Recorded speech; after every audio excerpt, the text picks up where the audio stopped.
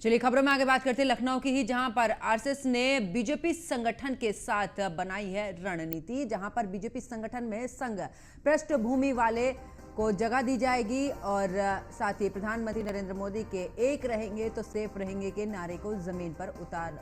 बनाएंगे इसको आधार, और सीएम योगी के बटेंगे तो कटेंगे नारे को भी बनाया जाएगा आधार। पीएम के जनहित और विकास कार्य एजेंडे को आगे ले जाने पर मंथन। उपचुनाव के बाद विधानसभा चुनाव 2027 के दृष्टि से बनेंगे कार्यक्रम और अभियान। उपचुनाव में करहल, कुंदरकी, सीसामऊ और कटहरी में ताकत झोंकेगा संघ, जहां पर पीडीए की काट के लिए हिंदुत्व के एजेंडे को देंगे धार। आरएसएस के सह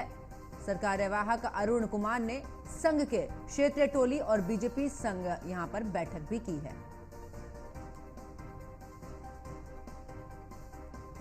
तो आरएसएस का एक यहां पर बीजेपी के साथ में आरएसएस ने रणनीति बनाई है और आपको बता दें कि इस रणनीति के साथ में बीजेपी संगठन के संग पृष्ठभूमि वालों को दी जाएगी तरजीह।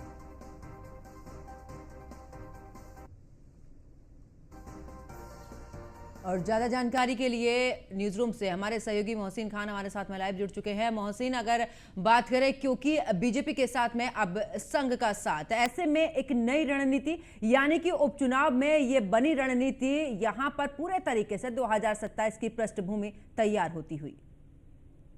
देखिए, बिल्कुल निश्चित तौर पर पंकज, जिसमें कोई दो राय नहीं है कि संघ के साथ ही भारतीय जनता पार्टी अपनी रणनीति बना रही है और इसका जो असर था वो न केवल 2024 के लोकसभा चुनाव में भी नजर आया था, जहां संघ ने कई सीटों पर कमान संभाली थी और उसका नतीजा ये हुआ कि वो जीत में तब्दील हो गई। हरियाणा में भी इसका असर देखने के लिए मिला और उसके हरियाणा विधानसभा चुनाव के बाद जो आरएसएस की एक संघ कार्यकारिणी की बैठक हुई थी, उसमें कई मुद्दों पर चर्चा की गई थी और उसमें सबसे बड़ा मुद्दा यही था कि जो दो नारे निकलकर अभी सामने आए थे, बटेंगे तो कटेंगे, जो मुख्यमंत्री योगी आदित्यनाथ ने कहा था और उसके बाद में प्रधानमंत्री नरेंद्र मोदी ने कहा कि एक रहेंगे तो सेफ रहेंगे। ये दोनों ही नारे ऐसे हैं जिसे आरएसएस अब आने वाले वक्त के लिए और आने वाले चुनाव के लिए उसे आधार बनाने जा रही है। और सबसे बड़ी बात यह है कि जो आरएसएस की पहली पसंद है वो उत्तर प्रदेश के मुख्यमंत्री योगी आदित्यनाथ है और वो हिंदुत्व के एजेंडे को जिस तरह से धार दे रहे हैं, इसको लेकर आरएसएस ने भी अपनी रणनीति बना ली है। और जो कार्यकारिणी की बैठक हुई थी उसमें इस बात पर भी मंथन किया गया था कि किस तरह से जो संघ की शाखाएं लगती हैं उन्हें ग्राम पंचायतों तक ले जाया जाए। और अब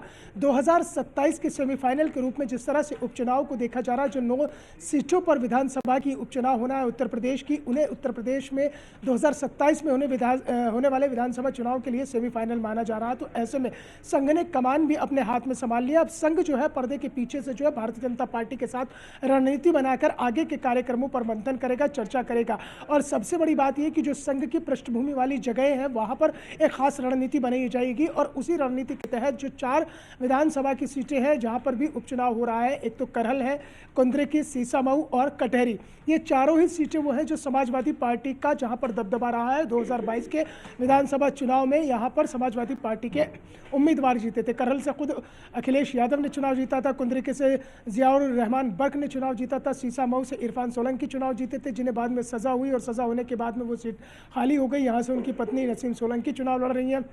कटहरी से लालजी वर्मा जो है समाजवादी पार्टी के टिकट पर चुनाव जीते थे। तो कुल मिलाकर समाजवादी पार्टी के जो दबदबे वाली ये 4 सीटें हैं, यहाँ पर संघ अब पीडीए की कार्ड जो है हिंदुत्व के एजेंडे से निकालने की कोशिश कर रहा है, क्योंकि ये चारों ही सीटें जो है, अगर हम करहल सीट की बात करते हैं तो करहल सीट पर न केवल अखिलेश यादव यानी कि ये कहा जाए कि जो सैफई परिवार है उसका दबदबा रहता है, बल्कि वहाँ पर यादव और मुस्लिम जातीय समीकरणों के आधार पर चुनाव होता है। यादव और मुस्लिम बाहुल्य इस इलाके में जो है इसी आधार पर जो है कैंडिडेट चुनकर जाता है। कुंद्रिकी में जो है पूरी मुस्लिम बाहुल्य सीटें, यहाँ तकरीबन 50 से 55% जो है मुस्लिम आबादी है और उसमें भी जो तुर्क बिरादरी है उसकी संख्या सबसे ज्यादा। और ऐसा कहा जाता है कि तुर्क बिरादरी जिस ओर चली जाती है वहां पर जीत का परचम लहरा दिया जाता है। अब चूंकि कुंद्रिकी में 3 जो है समाजवादी पार्टी, बहुजन समाज पार्टी और एआईएमआईएम से जो प्रत्याशी चुनावी मैदान में है वो तीनों ही तुर्क बिरादरी से आते हैं। तो ऐसे में संभावना यह है कि तुर्क बिरादरी के वोटों में सेंध लग सकती है और अगर इस वोट में सेंधमारी होती है तो उसका सीधा सीधा फायदा भारतीय जनता पार्टी को होगा, क्योंकि जो ठाकुर रामवीर सिंह है उनकी एक अलग छवि है वहाँ पर, और स्थानीय होने के नाते उनका हर जात बिरादरी में उठना बैठना भी है। और तुर्क बिरादरी से अलग हटकर जो दूसरी मुस्लिम आबादी है, जो शहजादे हैं, सैफी हैं या अन्य बिरादरी है, उनका जो रुझान है वो इस बार भारतीय जनता पार्टी की तरफ है। तो उसे धार देने के लिए भी आरएसएस जो है ग्राउंड पर उतरकर कोशिश कर रहा है। ऐसे में क्योंकि हमने लोकसभा का चुनाव देखा, जब पीडीए का जो फॉर्मूला था समाजवादी पार्टी का वो कारगर सिद्ध हुआ,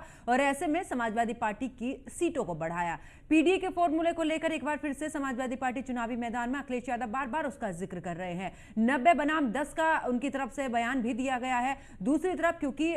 इस दौरान कांग्रेस का साथ था, तो आरक्षण का मुद्दा और तमाम ऐसे मुद्दे रहे हैं, चाहे संविधान का मुद्दा उठा लीजिए, तमाम मुद्दे रहे, उसको लेकर भी अखिलेश यादव चुनावी मैदान में है। ऐसे में संघ ने पूरी तरीके से इस पीडीए की काट के लिए अब जिस तरीके से हिंदुत्व को धार देने की कोशिश आरएसएस की तरफ से की जा रही है, बीजेपी जो है इस दौरान उसको लेकर फ्रंट फुट पर है। ऐसे में क्या लगता है समाजवादी पार्टी के लिए क्या परेशानी खड़ी हो सकती है, या फिर यह फॉर्मूला काम कर जाएगा पीडीए का? देखिए पंकज, अगर जिस तरह से जो मुख्यमंत्री योगी आदित्यनाथ है उन्होंने जिस तरह से कहा कि कटोगे बटोगे तो कटोगे, उसके बाद में जिस तरह से हिंदुत्व के एजेंडे को धार मिली, उसका नतीजा हरियाणा विधानसभा चुनाव में देखने के लिए हमें मिला है। और पीडीए के नाम पर एक बार फिर से अखिलेश यादव उपचुनाव में जो है किस्मत आजमा रहे हैं। 9 सीटों पर उनके प्रत्याशी उतरे हैं, और उन्होंने पीडीए का इसमें न केवल खास ख्याल रखा बल्कि आधी आबादी का भी ख्याल रखा। पिछड़े और दलित और अल्पसंख्यकों के अलावा उन्होंने जो है महिला को भी टिकट देकर चुनावी मैदान में उतारा है, और कहीं ना कहीं ये संदेश देने की कोशिश की है कि भारतीय जनता पार्टी भले ही आधी आबादी की बात करती है, भले ही पिछड़े और दलित की बात करती है, लेकिन उसे अगर अमली जामा अगर कोई पहनाता है तो वो समाजवादी पार्टी होती है। लेकिन जिस तरह से अब फिलहाल का जो राजनीतिक जो नजरिया चल रहा है, जो राजनीतिक दृष्टिकोण चल रहा है, वो फिलहाल जो है हिंदुत्व के एजेंडे पर ही चल रहा है। बटोगे तो कटोगे, और फिर प्रधानमंत्री ने कहा कि एक रहेंगे तो सेफ रहेंगे। तो ये दोनों ही चीजें जो है संघ उन्हें आधार बनाकर चल रहा है, और अगर संघ की रणनीति कामयाब हो जाती है और पीडीए की काट निकालने के लिए जिस तरह से इन तमाम नारों के बीच में से एक नया नैरेटिव सेट करने की कोशिश की जा रही है, तो फिर समाजवादी पार्टी के लिए इन 9 सीटों में से कई सीटों पर मुश्किलें खड़ी हो सकती हैं। मीरापुर में चुनाव जो है काफी दिलचस्प होने की उम्मीद है। गाजियाबाद में कम से कम ये चुनाव है एक तरफा जो रुझान की तरफ जा रहा है, उस रुझान में भी कहीं ना कहीं टाइट फाइट हो सकती है। और जहां तक बात है कुंद्रिकी, करहल, सीसामऊ और इसके अलावा जो कटहरी की सीट है जिस पर संघ की खास नज़र है, संघ खास फोकस कर रहा है, क्योंकि समाजवादी पार्टी के कब्जे वाली ये सीटें हैं। 2022 में समाजवादी पार्टी के उम्मीदवार यहां से जीते थे। अगर यहां संघ की रणनीति जो भारतीय जनता पार्टी के साथ बनाई जा रही है, अगर ये पृष्ठभूमि धरातल पर उतरकर कारगर साबित हो जाती है, तो फिर करहल को अगर छोड़ देते हैं तो कुंद्रिकी, कटहरी और सीसामऊ में दिक्कतें पैदा हो सकती हैं, क्योंकि सीसामऊ में जो है नसीम सोलंकी चुनाव लड़ रही है, जो इरफान सोलंकी की धर्मपत्नी है। और ऐसे में जो है भारतीय जनता पार्टी ने वहां पर ये संदेश देने की कोशिश की है कि जो भारतीय समाजवादी पार्टी है, क्योंकि जिस तरह से मुख्यमंत्री योगी आदित्यनाथ ने अभी अपनी एक जनसभा के दौरान पीडीए की फुल फॉर्म में निकाली, उन्होंने पीडीए को कहा कि पीडीए पिछड़ा दलित अल्पसंख्यक नहीं है, बल्कि ये प्रोडक्शन हाउस ऑफ दंगाई एंड अपराधी है। तो वो एक संदेश जो है, जो एक नैरेटिव सेट किया जा रहा है, उसमें अगर कहीं ना कहीं आरएसएस और भारतीय जनता पार्टी अगर उसमें कामयाब हो जाती है, तो फिर 9 में से कई सीटों पर समाजवादी पार्टी को और मोहसिन यही उपचुनाव ही ऐसा माना जा रहा है कि सीधे तौर पर उपचुनाव में जो तस्वीर निकलकर सामने आएगी उसका असर सीधे तौर पर विधानसभा के चुनाव पर पड़ेगा जब 2027 में होगा, और उसी की पृष्ठभूमि तैयार करने में लगी हैं सभी राजनीतिक पार्टियां। बहुत बहुत शुक्रिया मोहसिन खान हमारे साथ जुड़ने के लिए, तमाम जानकारी साझा करने के लिए।